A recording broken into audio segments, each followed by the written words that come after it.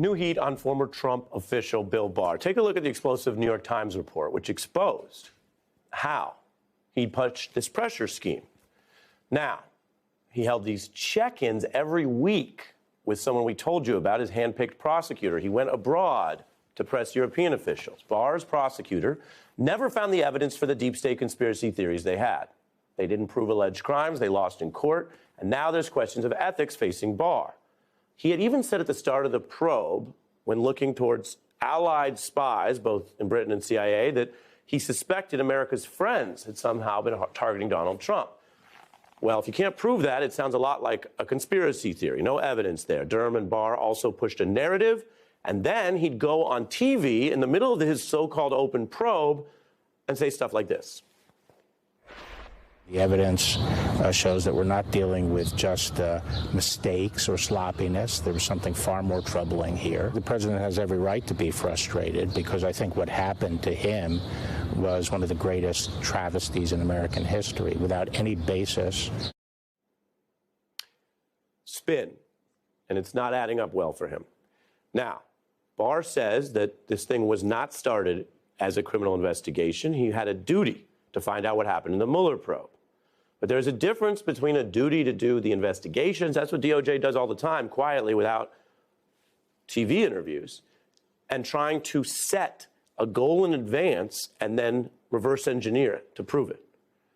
Now Barr is also trying to downplay what were those unusual meetings with the handpicked prosecutor, saying they didn't break any regulations. Well, let me give you a little lawyer advice here.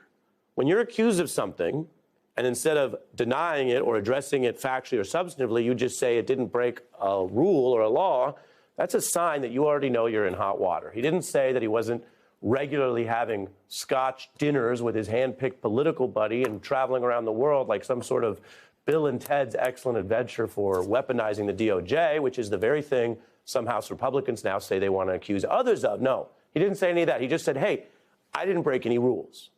Well, that brings us to Andrew Weissmann and a big question. Did he break any rules? An answer from someone who was literally Mueller's top person, FBI general counsel, and a respected prosecutor. I'm interested in the answer when we come back. Oh, you know what, Andrew? We're not coming back. You're here right now. I got confused. You know, sometimes we do that. They call it a TV tease, but, you know, juggling. All right. That's the question. Well, that was the question quite the is, tease then. hey, you know, you can see it's like in our blood. No, the question remains, A, did he break any rules? And B, when you look at that answer, does it tell you that he doesn't really want to get into this in any way, or am I overreading it? Well, let's start with did he break any rules? It really depends on what the it is, because Barr did so many things that were improper. But if you're asking the question about, you know, just meeting with a prosecutor and having drinks with them, I mean, it clearly shows a lack of independence. But that's not against the rules, and that could be done by somebody and be totally proper. That's not Bill Barr's sin. Bill Barr's sins are so many and so varied, whether it is intervening in the Roger Stone case, whether it's intervening in the Michael Flynn case, situations where people were many other defendants were facing the same situation, but he interfered and helped them in their case because they were friends of the president in ways that were completely legally antithetical to the position the department took with other people. That is a fundamental assault on the rule of law. With respect to just the Durham investigation itself, remember the Inspector General had done an investigation, a long one, into the very issue of whether the FBI was justified in opening its investigation, and they found that there was nothing wrong whatsoever. They had issues, by the way, in terms of the FBI, how it handled the investigation. But in terms of the predicate, the factual predicate for opening investigation, it was ample, and the Inspector General had already determined that. So Bill Barr just didn't like the answer. And then to go on TV and to suggest otherwise, when in fact, so far, to date, there has been no contrary evidence. It was entirely properly opened.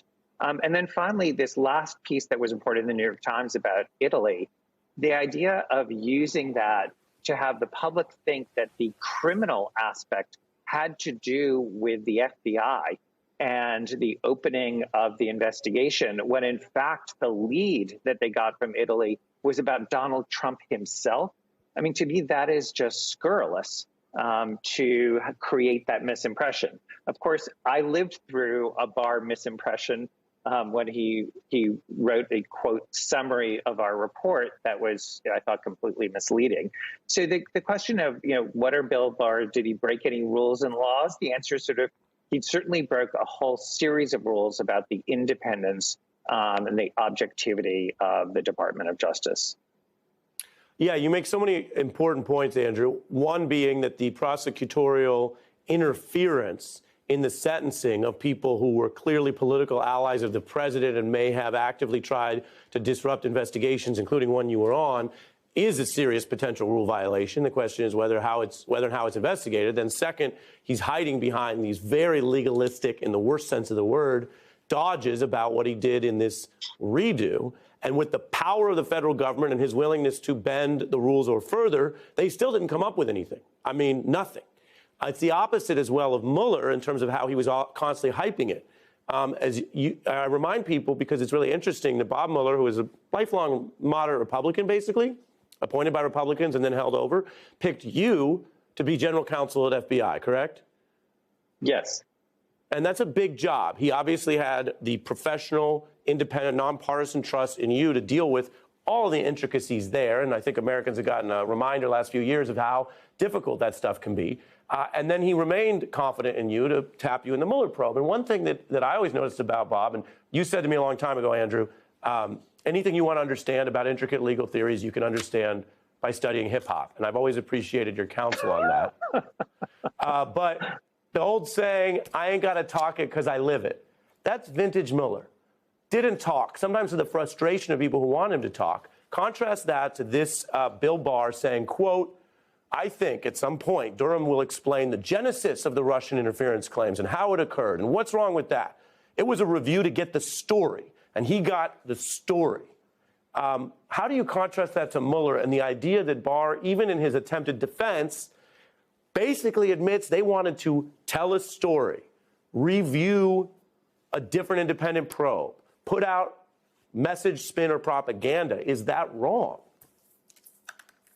Yeah, that is absolutely wrong. And again, I just would like to remind our viewers that there is a public report that investigated the investigators. The Inspector General of the Department of Justice did just that. And that is a public report going through chapter and verse of exactly why the investigation was begun and looking at whether it was proper, both legally and within Department of Justice and FBI rules, and found that it was entirely proper to open that investigation. And if somebody who then proceeded to conduct the investigation, it didn't occur to me in the slightest that this was improperly opened. Our job was to see what the appropriate conclusion is. But it's very often that you open a case and some parts of it you find are meritorious and some parts you don't. It doesn't mean that it was improperly opened. And then it's very hard for me to contrast Robert Mueller to Bill Barr because, that is, to quote Jen Psaki in a different context, she said, things are apples and oranges. And she said, no, things are apples and orangutans. I mean, they're just completely different in how they view their obligation to the public and their role within the Department of Justice. Bob Mueller is not about public spin and giving his personal assessment untethered to the facts.